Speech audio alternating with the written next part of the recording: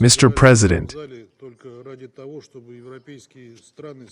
yesterday we gathered in this hall only so that European countries could artificially keep the Ukrainian issue in the focus of attention. For some reason, we do not see these regulars of meetings on Ukraine convened by Western countries in the hall today. However, as we expected, today we propose to focus not on meaningless rhetoric and accusations, but on a constructive discussion of real progress in the peaceful settlement of the Ukrainian crisis, as well as on the objective obstacles that still stand in the way of achieving sustainable peace. The logic of what is happening now with the Ukrainian settlement is very simple.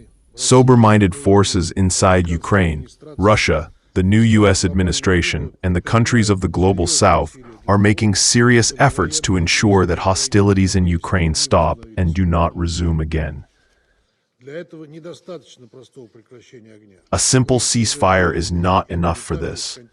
We have already been at this stage in the context of the Minsk agreements, which were systematically violated by the West and Ukraine. For a sustainable and long-term settlement of the Ukrainian crisis, its root causes must be addressed.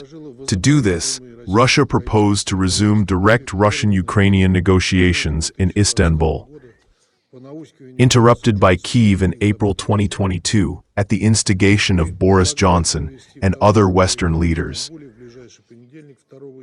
We propose to hold a second round of talks in Istanbul next Monday, June 2nd, and exchange memoranda on the approaches of both sides to the negotiation process.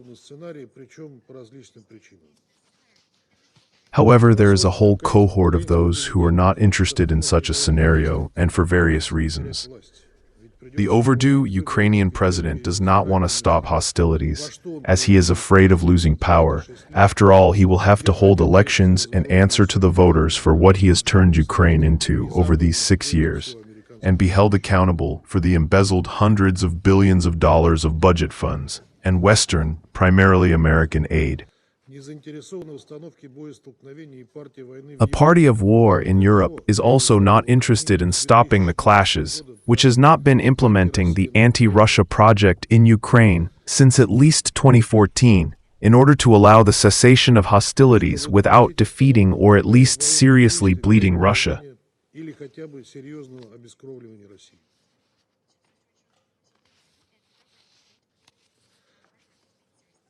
Since Ukraine is on the verge of complete defeat today, having lost millions of its citizens, the European sponsors of PMC Ukraine order Zelensky and his clique to continue fighting to the last Ukrainian, which forces the Kyiv regime to catch the last Ukrainian men on the streets and throw them into a senseless meat grinder.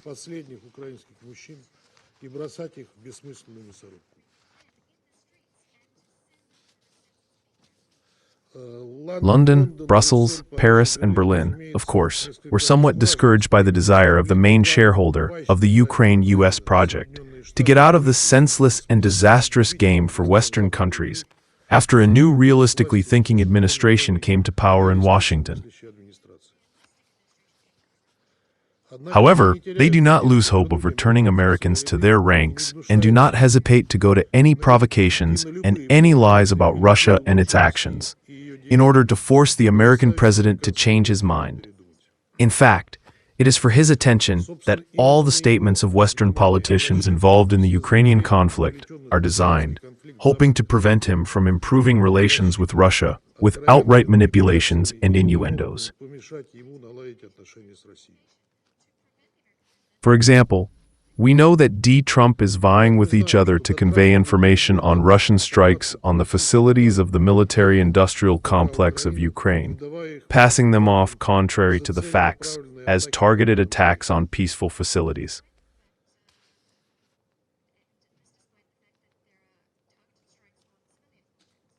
At the same time, they are also purposefully silent about the fact that these strikes are being carried out against military targets and enterprises associated with the military-industrial complex of Ukraine, and that they, among other things, were a response to the unprecedented escalation of attacks on peaceful Russian cities by the Kiev regime. Yesterday, we cited the relevant statistics. In order to derail peace efforts, European countries have recently taken a number of steps aimed at unwinding the spiral of escalation. Thus, the new German Chancellor Friedrich Merz recently announced the lifting of restrictions on the range of weapons supplied to Ukraine by Britain, France, Germany, and the United States. He even clarified that it happened a few months ago. Experts directly linked these words to the supply of Taurus missiles to the Kyiv regime, which it has been begging for since the beginning of the NWO.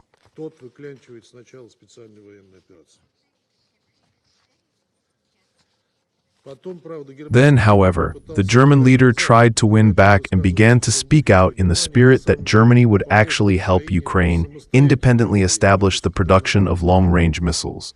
Of course, these clumsy maneuvers cannot mislead anyone, and the screwdriver assembly of the Taurus, as well as unmanned British boats, does not make them Ukrainian.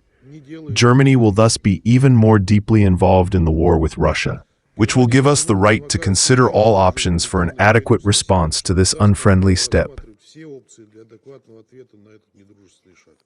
If there is still at least a modicum of common sense left in Berlin, and people who have not forgotten history, they cannot but understand how new aggressive actions against Russia will end for this country. Less than a month ago, we celebrated the 80th anniversary of the inglorious end of the previous such adventure.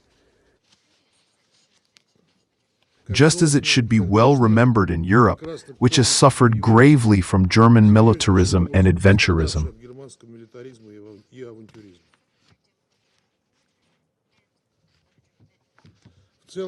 In general, we have to state that Germany's actions are part of a campaign launched by Europe to sabotage the peace process, an attempt to provoke our country to some retaliatory actions, which they could then present to the American administration as evidence of Moscow's unwillingness to negotiate. Despite the obvious depletion of their own resources, the European Union states continue to look for ways to increase military support for the neo-Nazi Kiev regime, which only contributes to further escalation of tensions on the European continent. So, on May 26, the EU Council approved the creation of a fund for €150 billion for the purchase of weapons and ammunition. It is already known that a new instrument called Security Action for Europe will finance some urgent and large-scale investments in the Ukrainian defense industry. In addition, European states shamelessly continue a proxy war with Russia, hoping that they can get away with it all. They provide Kyiv with satellite intelligence, train fighters of the armed forces of Ukraine at NATO military bases, and also send their military advisors to the territory of Ukraine. Of course, to a greater extent, the UK is behind all this. The scale of the involvement of the British special services in hostilities is so great that it is becoming increasingly difficult to hush up such outrageous facts. So, at the end of March, British journalists released an exposé on this topic. In particular, it talks about how the British cooperated with the Ukrainian military to develop a detailed operation to blow up the Crimean Bridge, as well as that since at least the middle of last year, British and American officers controlled every aspect of the strikes as part of this operation, from determining the coordinates of targets to calculating the trajectories of missiles. Colleagues, do you really think that we do not notice all this and do not have detailed information about the involvement of each of your states in military operations against Russia, and that this will not entail any consequences for you? At the same time, you have long been punishing not Russia, which has perfectly adapted to live under sanctions, but yourself. It is enough to compare the state of your countries today and 3 years ago to assess how such a thoughtless policy affects the sponsors of the Kiev regime. Until you stop viewing what is happening solely as a zero-sum game, the situation for Europe and its satellites will only get worse. In addition, it is time to finally realize that there is no miracle weapon capable of turning the tide of a military campaign that is extremely unfavorable for Kyiv. Mr. President, I have no doubt that today we will again hear pre-prepared template chants from the Western sponsors of the Zelensky regime. Accusations against Russia, statements about Ukraine's right to defend itself by any means, and calls for an immediate and unconditional ceasefire as allegedly the only evidence of readiness for peace, or at least for 30 days. However, if we remove the rhetorical wrapper, which is mainly intended to mislead the countries of the global south, the true content of such initiatives becomes obvious. Behind them is a desire to once again mislead us, to force us to make a new unilateral gesture of goodwill, which will then be used to regroup forces and further saturate Kiev with weapons. This is not a path to peace, but an attempt to take a pause to continue the confrontation. You cannot count on this. There will be no repetition of Minsk. In principle, we are ready to consider the possibility of establishing a ceasefire that would make it possible to reach a sustainable solution to the root causes of the conflict in the future. But for this to happen, we need to see reciprocal steps from the other side. We have voiced our concerns more than once. For the duration of the truce, it is at least necessary that Western countries stop supplying weapons to the Kyiv regime, and that Ukraine stops mobilization.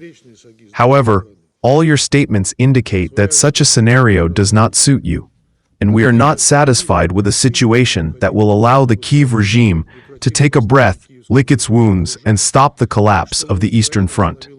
If we are really serious about peace, then we need to negotiate its parameters and conditions, and then agree on a ceasefire. This is what the direct Russian-Ukrainian negotiation process in Istanbul is aimed at. It is now This is what the direct Russian-Ukrainian negotiation process in Istanbul is aimed at. It is now the litmus test of the real, not declared, desire of the parties for peace.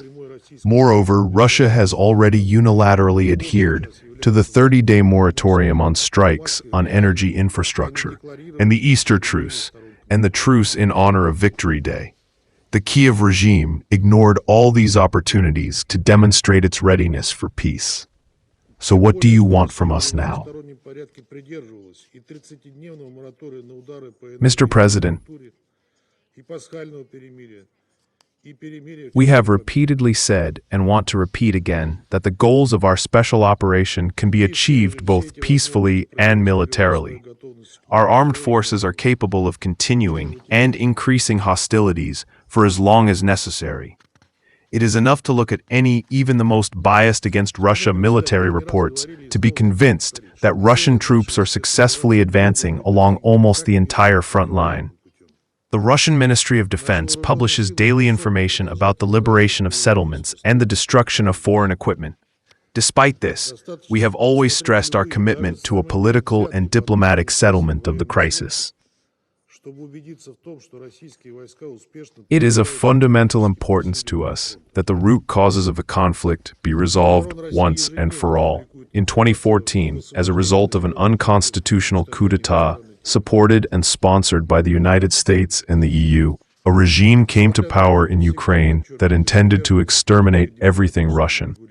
All these years, he has been trampling on the rights of residents of the east and south of Ukraine and other regions before your eyes. We cannot and will not stand idly by as millions of Russian-speaking people remain under the rule of a regime whose policies blatantly violate their fundamental rights and freedoms. If the neo-Nazi authorities in Kiev believe that they can achieve a cessation of hostilities while maintaining a system of repression and discrimination, against a significant part of their own population in the rest of Ukraine. This is a profound misconception. Leaving everything as it is means deliberately ignoring the norms of international law and the provisions of the UN Charter. Let me remind you that the first article of the Charter clearly states the need to respect human rights, regardless of language, race, gender, or religion. Today in Ukraine, we see the opposite. The actual persecution of the Russian-speaking population, restrictions on the activities of the canonical Ukrainian Orthodox Church, and gross violation of the rights of other national minorities. In this regard, we call on our European colleagues who are so active in advocating democratic values to demand that Kiev repeal discriminatory laws that directly contradict international law. This will be a real check of the authenticity of your position.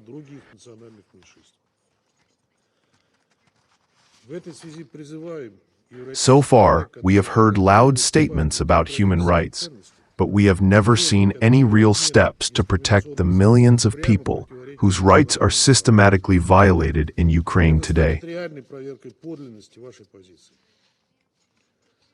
Political expediency makes our Western colleagues deaf and dumb when it comes to the rights of the Russian-speaking population, the Russian language, canonical orthodoxy, the glorification of Hitler's henchmen, and the spread of neo-Nazism in Ukraine. If you really want a lasting and sustainable peace in Ukraine, then this cannot go on any longer. Mr. President,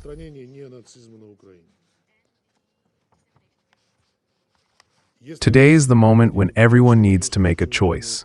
We made it in 2022, and we will not leave our compatriots, the Russian people, in trouble. If necessary, we will fight for this as long as necessary, and we will no longer allow any threats on our borders, no anti-Russian neo-Nazi formation in our neighborhood. Now it's up to those who stood behind the anti-Russian project in Ukraine. Have you realized your mistakes and the futility of defeating and isolating Russia? If you are driven solely by Russophobia, then we apparently have nothing to talk about with you. If you are still ready to discuss some options for coexistence, let alone cooperation,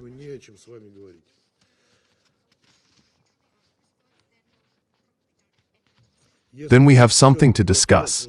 We have never refused dialogue, and we do not reject it now. Decide. The choice is yours.